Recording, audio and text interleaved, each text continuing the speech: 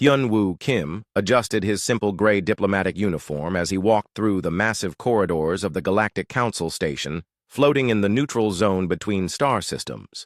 The walls around him showed holographic displays of hundreds of alien species from across the galaxy, and each one looked more impressive than humans did. 3 years had passed since first contact, and humans still sat at the small table reserved for new species that posed no threat to anyone. The council chamber stretched before him like a great arena with seats rising in circles around the central speaking platform. Representatives from 47 different worlds filled those seats, and each delegation wore the colors and symbols of their mighty civilizations.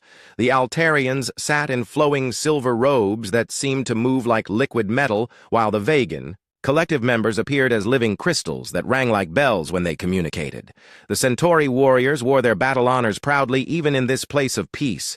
Daeho Park followed behind Hyun-woo, carrying a simple data pad that contained nothing more threatening than agricultural reports and trade agreements. His military training remained hidden beneath the clothes of a civilian attaché, and nobody in the galaxy knew that he had commanded human forces during the brutal war against the machines on Europa. The council files listed him as an expert. In farming techniques and mineral extraction, Hyun-woo took his seat in the section marked for protected species, while alien delegates barely glanced in his direction. 3 years of careful acting had convinced everyone that humans were exactly what they appeared to be, which was harmless farmers who had somehow managed to build a few slow ships and stumble into space travel. The protection status granted to humanity kept them safe from hostile species, but also meant that nobody took them seriously as a potential military force.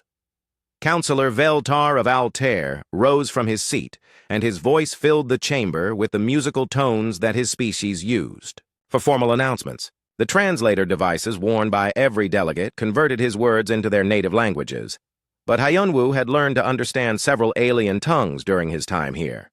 Knowledge was power, and humans had spent 3 years learning everything.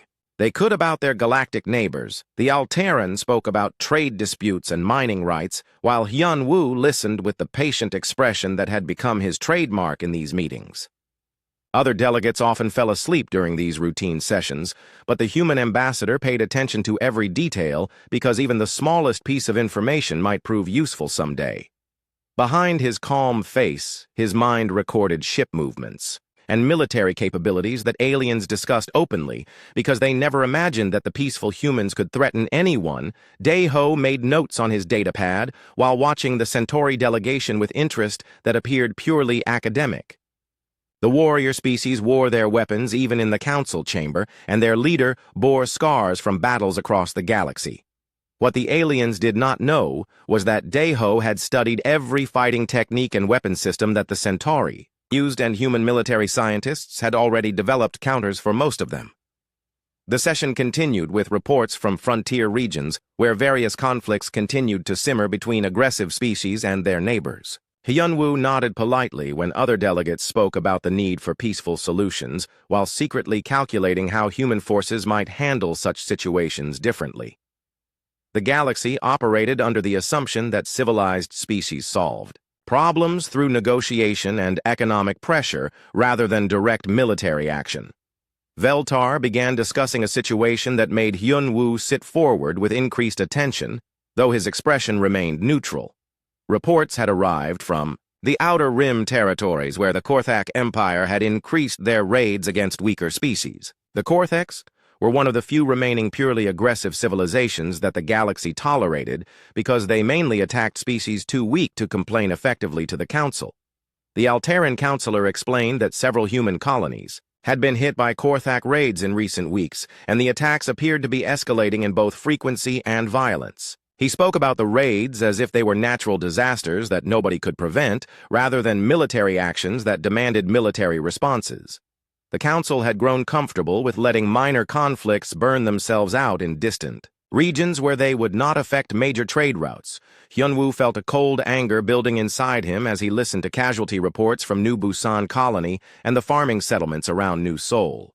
These were not just numbers on a report, but actual people who had trusted that their government would protect them when they volunteered to build new worlds for humanity. Children had died in those raids, and families had been torn apart by alien slavers who saw humans as easy targets. Dae-ho caught his eye and gave the slightest nod that indicated he had received similar reports through secure military channels. The information reaching the Council was actually several days old, and more attacks had taken place since then. Human intelligence networks that the aliens knew nothing about had been tracking Korthak fleet movements, and the situation was worse than these diplomatic reports suggested.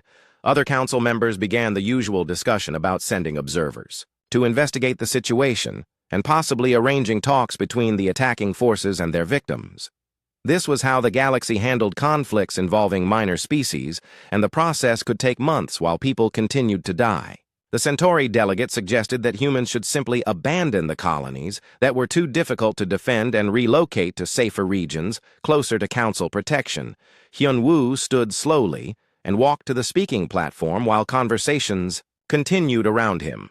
Most delegates paid little attention when protected species made statements because such speeches usually involved requests for aid or protection that the major powers would consider and probably ignore. The human ambassador had never made any dramatic statements during his 3 years here, and nobody expected that pattern to change. The chamber gradually fell quiet as Hyun-woo activated the translation system and prepared to address the assembled representatives of galactic civilization. Veltar looked mildly curious about what the human might want to say, while other delegates checked their personal devices or continued quiet conversations with their staff members. Hyun-woo spoke in clear, simple words that the translation system could handle easily, and his voice carried to every corner of the great chamber. He thanked Counselor Veltar for the information about attacks on human colonies and confirmed that the reports were accurate according to information that Earth had received. Then he delivered the statement that would change everything the galaxy thought it knew about humanity. "Thank you for the information, Counselor, but we will handle this ourselves, and we do not require assistance from the Council in dealing with the Korthak Empire." The chamber erupted into noise as delegates tried to process what they had just heard. A protected species was declining aid and claiming they could handle a military situation without help from their protectors. Several aliens began speaking at once, while others activated emergency communication systems to contact their home governments. Veltar stared at Hyun-woo with an expression that showed confusion and concern in equal measure. The Alteran had expected a plea for help, or at least a request for council mediation with the Korthaks. Instead, the human had essentially declared that his species would solve the problem through their own methods. Dae-ho remained seated, but his hand moved to the communication device hidden in his jacket. A simple signal from him would alert Earth that the deception was over, and humanity could stop pretending to be helpless farmers.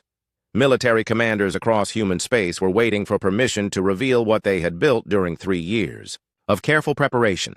The Centauri delegate demanded to know what capabilities humans possessed that they had not revealed to the Council.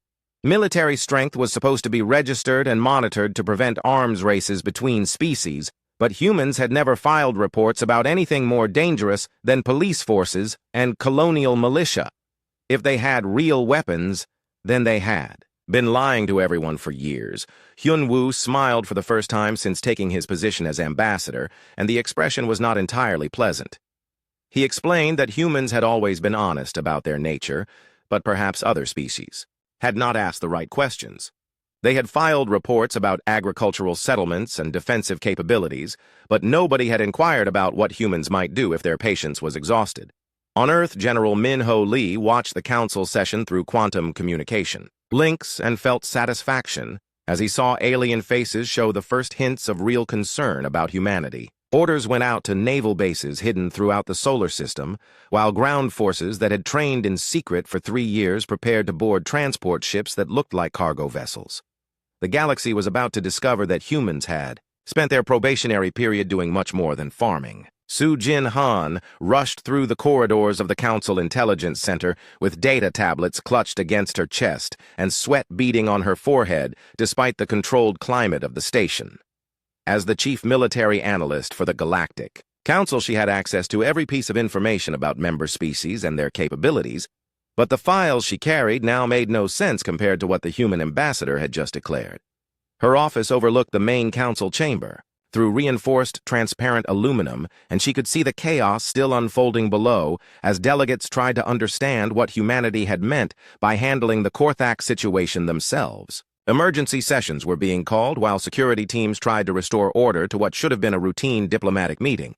The human files spread across her desk told a consistent story that had never changed during 3 years of observation. Humans were a peaceful agricultural species that had developed basic space travel and established several farming colonies in uncontested regions of the galaxy.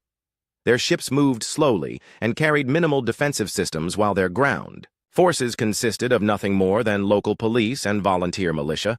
Su Jin activated her secure communication system and connected to intelligence assets throughout human space while trying to find any evidence that Earth had been hiding. Military capabilities. Surveillance satellites that monitored human colonies showed the same pattern of agricultural development that had been ongoing since first contact.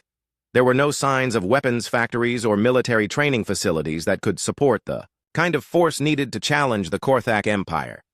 Meanwhile, Captain Young-Sik Choi stood on the bridge of what appeared to be a standard human cargo vessel traveling between Earth and the outer colonies. The ship registered on all sensors as a civilian freighter carrying farming equipment and supplies to settlements that needed regular deliveries from the home world. Customs inspections at various stations had confirmed this identity multiple times over the past 2 years. What those inspections had missed was that the Incheon Thunderbolt carried enough firepower to destroy a small fleet, and her crew consisted entirely of combat veterans who had been carefully selected for this mission.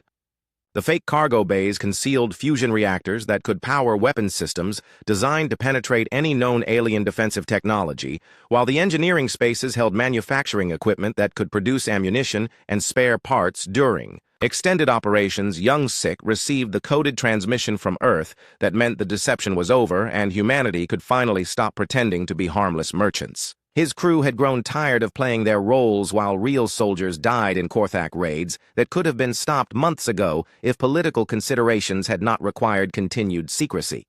The transformation began immediately as hidden panels opened throughout the ship to reveal weapon systems that had been disguised as agricultural machinery. The main cargo bay converted itself into a fighter launch platform, while the supposedly civilian crew changed into military uniforms that carried no identification markings.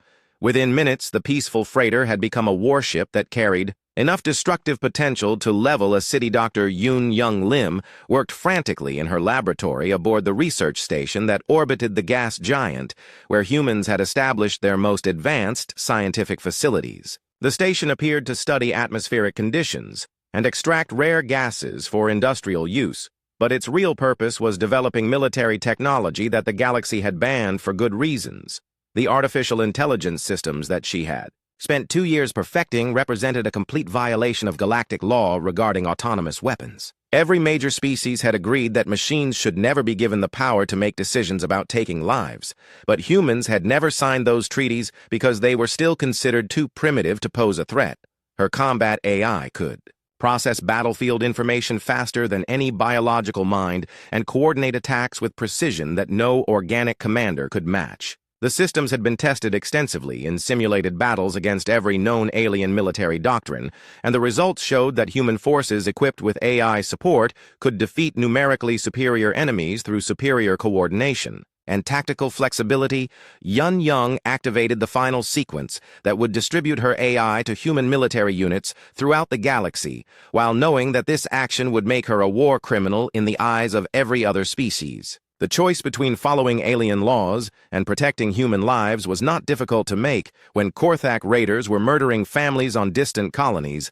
Admiral Jin A. Song studied tactical displays aboard the flagship that had spent 18 months disguised as an orbital construction platform in the asteroid belt between Mars and Jupiter. The Soul Hammer carried enough firepower to sterilize a planet, but had masqueraded as an industrial facility that processed raw materials for colony ships. The intelligence reports flowing across her screens showed Korthak fleet movements that confirmed what human analysts had predicted. The raiders considered humans to be easy prey and were consolidating their forces for a major offensive that would capture entire colonies for the slave markets. What they did not know was that human intelligence had been tracking their every move and preparing counters for their standard tactics. Jin A had fought in the space battles around Titan during the machine uprising, and she understood how quickly battles could be won or lost when one side possessed technological advantages. that the enemy did not expect. The Korthax used tactics that worked against conventional galactic military forces, but humans had developed completely different approaches to space combat. Her fleet had trained extensively in the outer solar system, where no alien observers could detect their activities. The ships moved and fought in ways that violated traditional concepts of space warfare while carrying weapons that exploited weaknesses in standard alien defensive systems. Most importantly, they were commanded by veterans who had learned to fight against enemies that adapted to conventional tactics. The quantum communication system connected Jin-I directly to military commanders throughout human space, and she could see the same determination on every face that appeared on her screens. 3 years of pretending to be peaceful farmers had tested everyone involved, but the patience was about to pay off in ways that would shock the galaxy. Back in the council chambers, Hyun-Woo Kim watched alien delegates struggle to process the implications of his statement while maintaining the calm expression that had served him well during years of diplomatic deception. The Vegan collective representatives were producing harmonic frequencies that indicated extreme agitation, while the Centauri had begun discussing whether humans might possess hidden military capabilities. Dae-Ho Park sent the coded signal that would alert Earth to begin military operations, while appearing to take notes about the ongoing diplomatic crisis. His message would reach General Min-Ho Lee within seconds and trigger the largest military deployment in human history. The general received the signal in his command center deep beneath the surface of Earth, where he had spent 3 years planning for this moment. Around him, displays showed the positions of human forces that had been scattered throughout the galaxy while maintaining perfect cover identities. Merchant crews would become naval officers, while peaceful colonists would reveal themselves as trained soldiers. Min-Ho had commanded human forces during the desperate battles against artificial intelligences that had nearly destroyed civilization, and he understood the importance of surprise in warfare. The galaxy expected humans to request help or negotiate with their attackers, but instead they would launch the most coordinated military operation that any species had attempted in centuries. Orders went out through secure channels that alien intelligence services had never detected, despite extensive efforts to monitor human communications. The ships that appeared to be simple cargo vessels began altering course toward Korthak territory, while ground forces prepared to board transport ships that had been disguised as evacuation vessels. The Korthak Empire had terrorized weaker species for generations because they possessed superior technology and ruthless tactics that conventional galactic forces could not counter effectively. What they were about to face was a human military machine that had been designed specifically to destroy enemies who relied on traditional advantages. Admiral Jin-A Song smiled as she watched her fleet begin moving toward battle positions, while knowing that the galaxy would never be the same after humanity revealed what they had become during 3 years of careful preparation. The age of human military dominance was about to begin. Fleet Commander Grath Moore of the Korthak Empire studied the tactical display showing the new Daejeon colony system and felt the satisfaction that came with planning another easy raid against the helpless humans. His 12 destroyers carried enough firepower to reduce the agricultural settlements to ash, but the real profit would come from capturing slaves for the markets on the rim worlds. The colony had been established only 18 months ago, according to Korthak intelligence, and the population consisted mainly of farmers and their families who had volunteered to grow crops on the frontier. Previous raids against human settlements had encountered no resistance beyond a few security guards with primitive weapons that posed no threat to proper military forces. Grath Moore had commanded similar operations against dozens of weak species, and the pattern was always the same. His ships would appear in orbit and demonstrate their power by destroying a few buildings while demanding surrender. The terrified colonists would submit rather than face annihilation, and his forces would select the healthiest specimens for transport to slave markets. What made humans particularly valuable was their adaptability and intelligence, combined with physical durability that allowed them to survive in harsh environments where other species would die. A single human slave could bring enough profit to fund an entire raid, and the galaxy seemed to have an endless supply of them scattered across poorly defended colonies. The commander checked the positions of his ships as they approached the edge of the system where human sensors would detect them and begin transmitting desperate pleas for help that would never arrive. The nearest council forces were weeks away, and humans had no military vessels capable of challenging Korthak destroyers that had terrorized the galaxy for generations. Colonel Tae-min O watched the approaching enemy fleet from his command center, buried beneath the surface of New Dijon, and felt the cold satisfaction that came with finally being able to stop pretending to be a helpless farmer. His colonial defense marines had been waiting for this moment since the colony was established, and every position had been prepared according to plans developed by Earth Military Command. The settlers working in the fields above his bunker included veterans of the Europa campaign and the battle for the lunar cities during the Machine War. Engineer Bitna Yu had helped design the defensive systems that protected Earth itself, while farmer Donghyun Shin had commanded orbital defense platforms during the siege of Mars.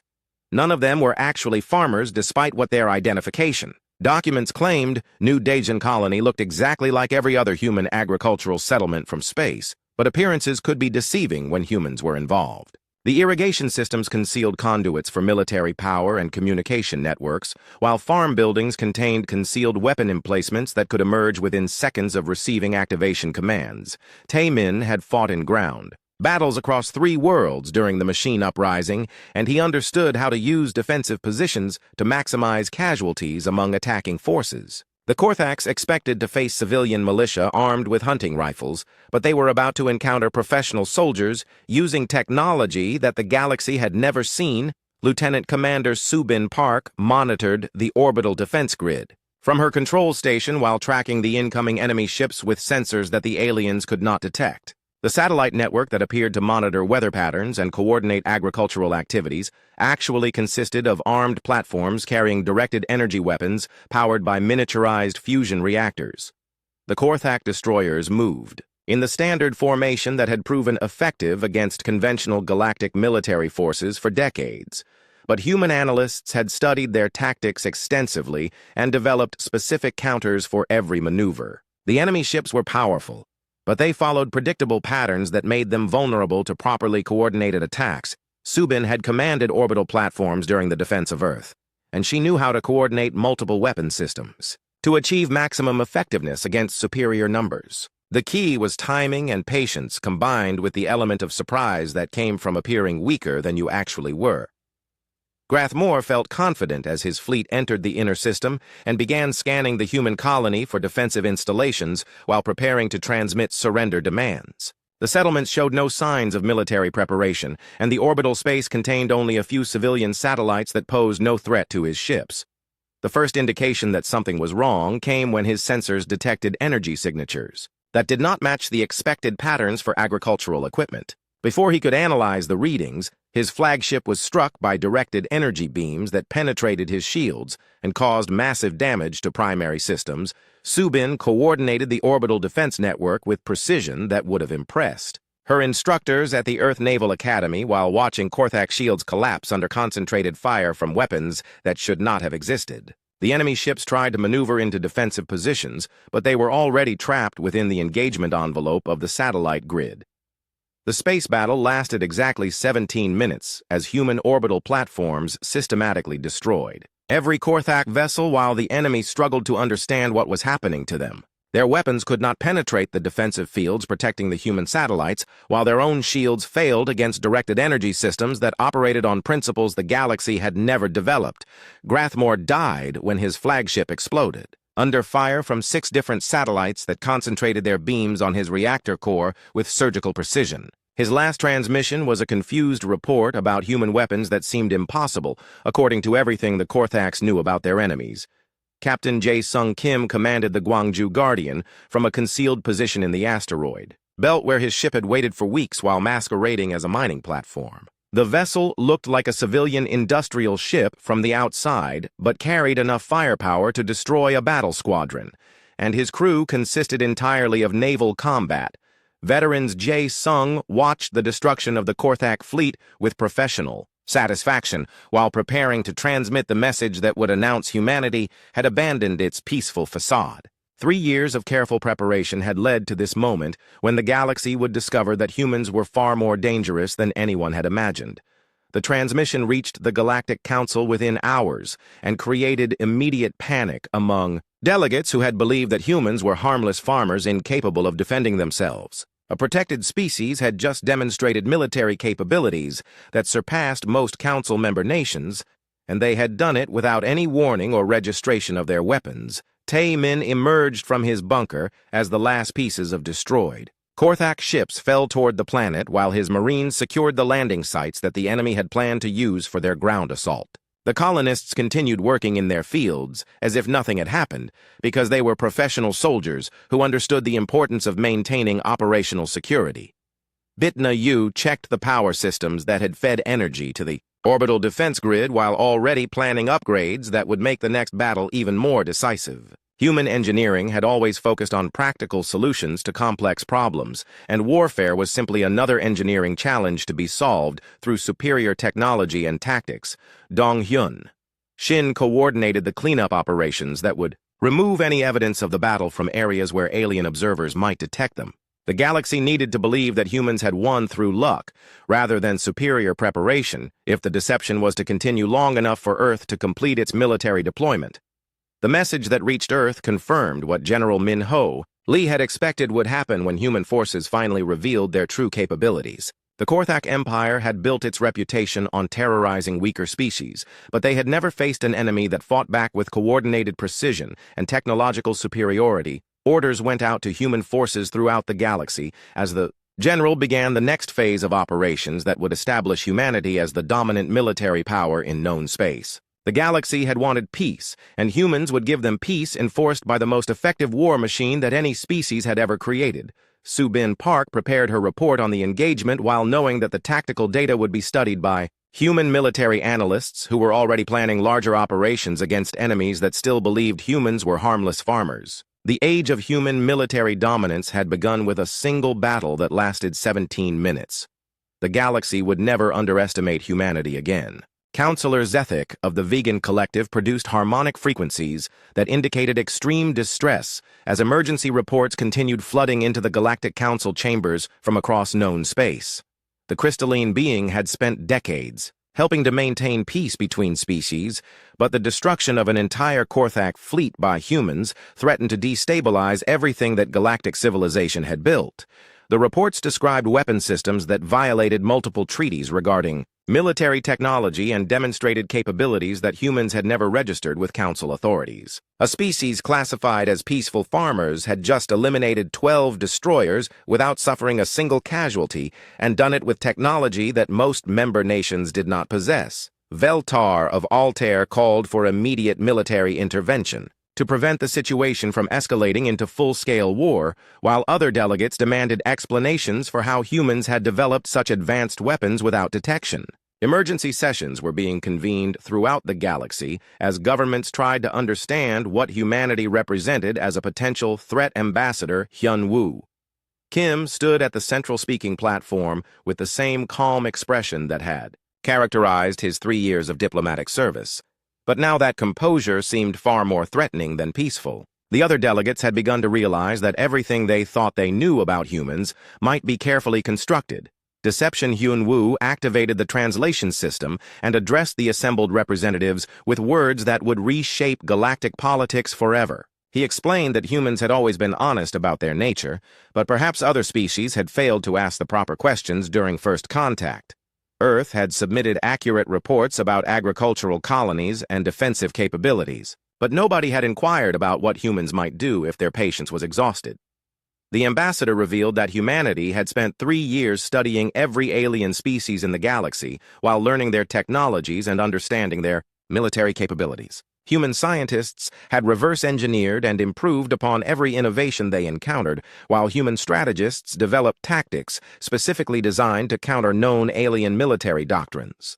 Daeho Park remained seated, but his hand rested on the communication device that connected him directly to Earth Military Command. A simple signal from him could trigger the largest deployment of human forces in history, while revealing the true extent of what humanity had built during their probationary period in galactic society. Fleet Admiral Kyung-ho Ryu received authorization to begin Operation Righteousness from his command ship hidden in the Kuiper Belt, where human naval forces had assembled without detection from alien surveillance networks. The massive fleet had been disguised as civilian vessels and industrial platforms, but now revealed itself as the most powerful military force that any species had deployed in centuries. The Busan Vengeance emerged from behind a dwarf planet where It had masqueraded as a mining operation while actually serving as the flagship for human naval operations. The vessel carried enough firepower to destroy an entire star system and was commanded by officers who had learned warfare during desperate battles against artificial intelligences that had nearly exterminated humanity. 37 capital ships revealed themselves throughout the solar system as hidden manufacturing facilities, completed the final preparations for military operations that would establish human dominance across known space. Each vessel had been built using technology that combined human innovation with improvements based on alien designs that had been studied and surpassed during 3 years of careful analysis. General Hyejin Kang commanded ground forces that had trained in secret facilities on the dark side of the moon while pretending to be engineering teams building industrial installations. Her Marines were veterans of the urban warfare that had characterized the final battles against the machines, and they understood how to fight enemies that possessed technological advantages. The transport ships that would carry human ground forces to liberated colonies looked like evacuation vessels designed to rescue civilians from dangerous situations. In reality, they were assault platforms carrying elite soldiers and equipment specifically designed to defeat alien military forces that relied on conventional tactics and technology. Dr. Won-Sik Nam stood before the emergency session of the Galactic Council and delivered a presentation that horrified delegates who had believed that humans were harmless farmers with primitive technology. The scientist revealed that humanity had not only reverse-engineered every alien innovation they encountered, but had improved upon most of them during their 3 years of apparent peaceful development. Human fusion reactors produced more power than Alteran systems while requiring less fuel and maintenance. Human computer networks processed information faster than vegan crystalline matrices, while remaining immune to the electromagnetic pulses that could disable most alien technology. Human manufacturing systems could produce equipment and weapons at rates that no other species could match. Most disturbing was the revelation that humans had developed artificial intelligence systems that violated every galactic treaty regarding autonomous weapons. The AI networks could coordinate military operations with precision that no biological commander could achieve while adapting to changing battlefield conditions faster than any known organic intelligence. Won-Sik explained that human military technology had been designed specifically to counter the known capabilities of every major galactic power while exploiting weaknesses that aliens had never bothered to address because they had never faced enemies who studied them so carefully, the Centauri. Delegate demanded to know why humans had concealed their true capabilities during 3 years of diplomatic contact while accepting protection status that was reserved for species too weak to defend themselves. The warrior species prided itself on honest military competition and felt betrayed by human deception. Hyun-Woo smiled with an expression that contained no warmth while explaining that humans had never lied about anything but had simply allowed other species to make assumptions based on limited information. Earth had always maintained that they preferred peaceful solutions to conflicts, but had never claimed to be incapable of warfare when circumstances required it. The ambassador revealed that human colonies throughout the galaxy were defended by military forces that had been disguised as civilian militia and agricultural workers. Every settlement contained hidden weapon systems and trained soldiers who were prepared to defend their homes against any threat while maintaining the appearance of helpless farmers. President Sang-Min Lee addressed the Galactic Council directly from Earth through quantum communication systems that alien intelligence services had never detected despite extensive efforts to monitor human transmissions. The leader of humanity delivered a message that would be remembered throughout galactic history. Sang-Min explained that humans had offered friendship to the galaxy and requested only the opportunity to build peaceful settlements in uncontested regions. Instead, they had been classified as a weak species and subjected to attacks by predators who saw them as easy prey for slave markets and resource extraction. The president announced that humanity would no longer tolerate aggression against their people and would respond to future attacks with force sufficient to eliminate any threat permanently. The Korthak Empire had learned this lesson at the cost of an entire fleet, but other species could choose whether to learn through observation or personal experience.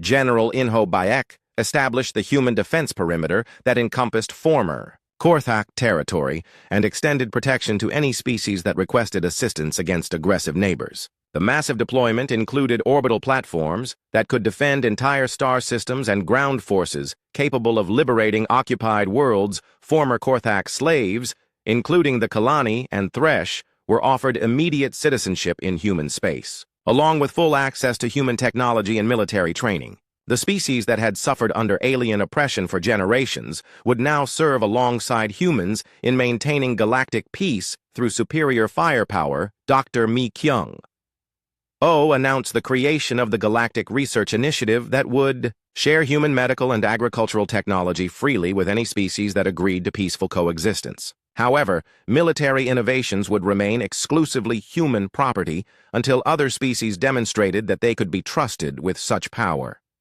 The galaxy watched in stunned silence as humanity revealed itself as the most advanced military civilization in known space while offering protection to the weak and destruction to the aggressive.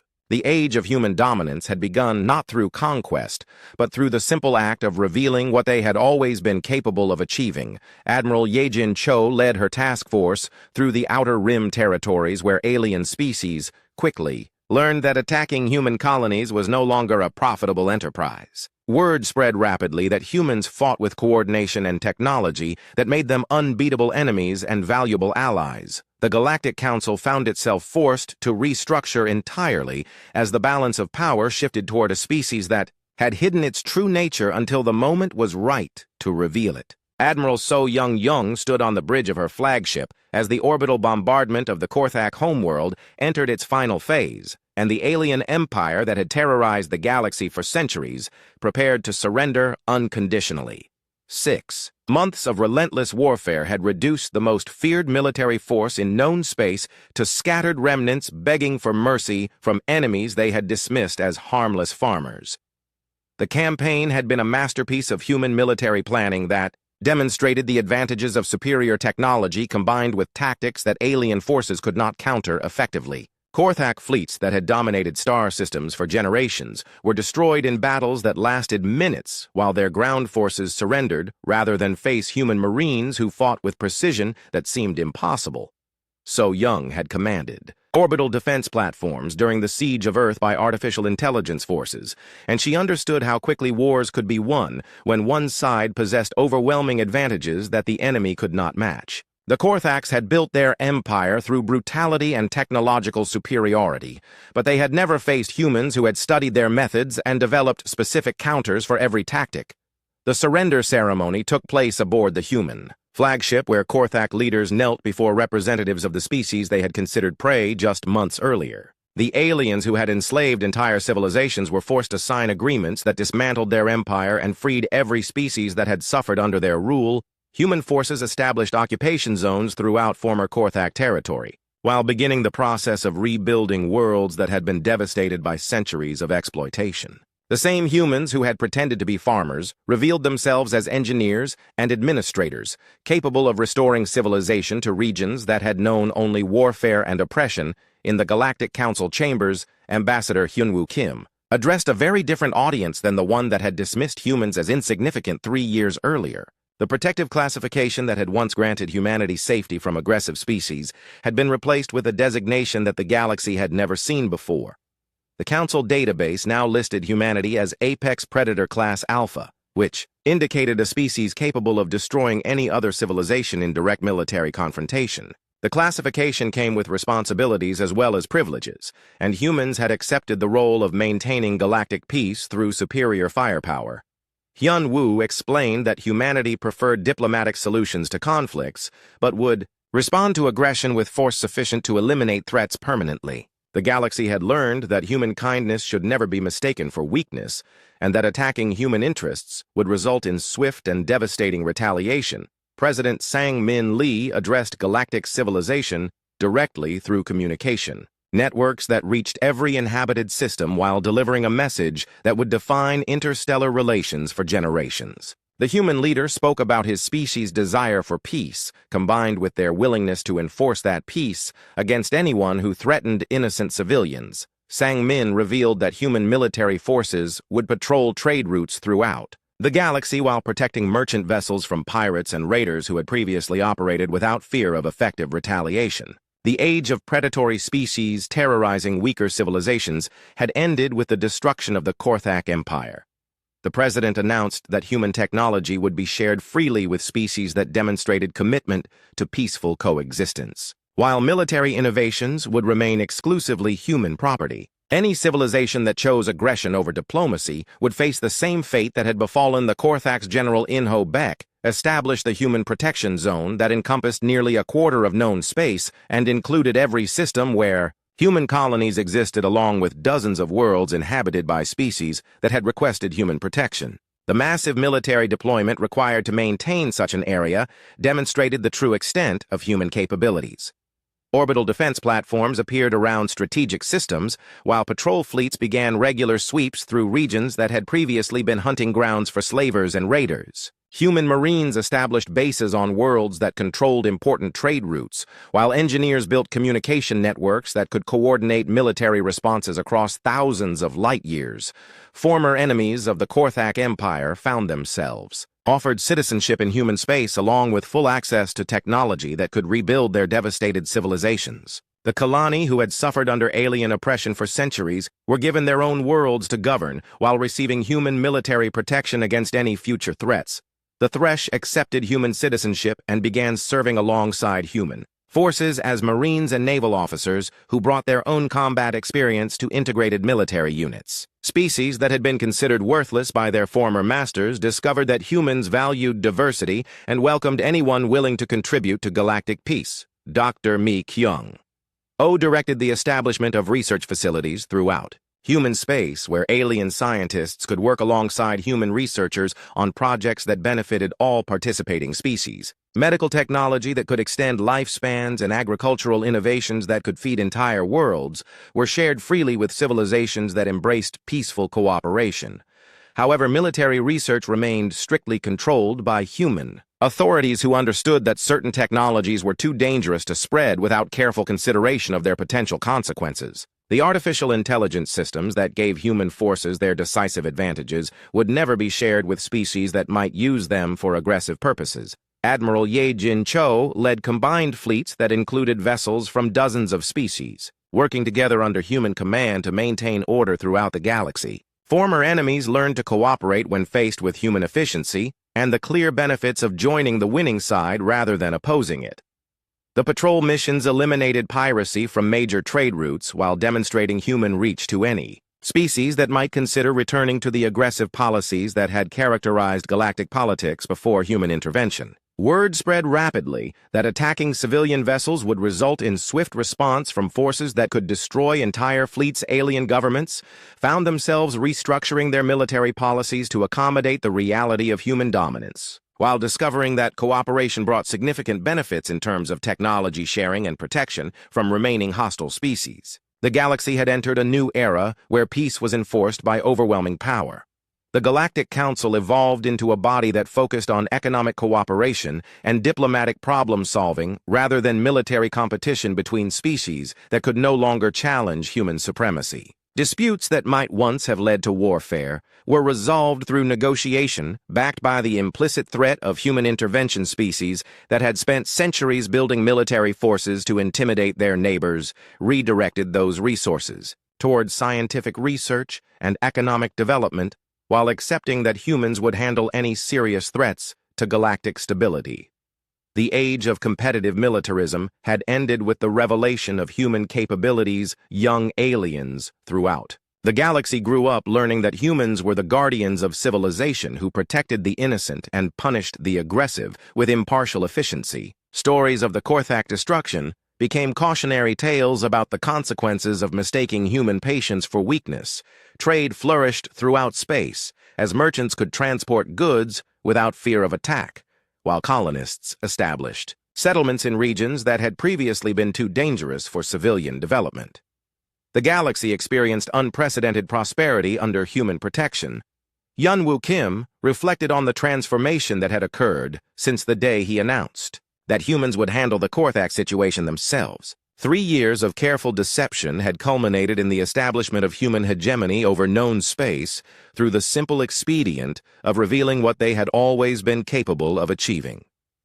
The ambassador understood that maintaining galactic Peace would require constant vigilance and the continued demonstration of human military superiority, but he also knew that his species had the technology and determination necessary to preserve the civilization they had fought to protect.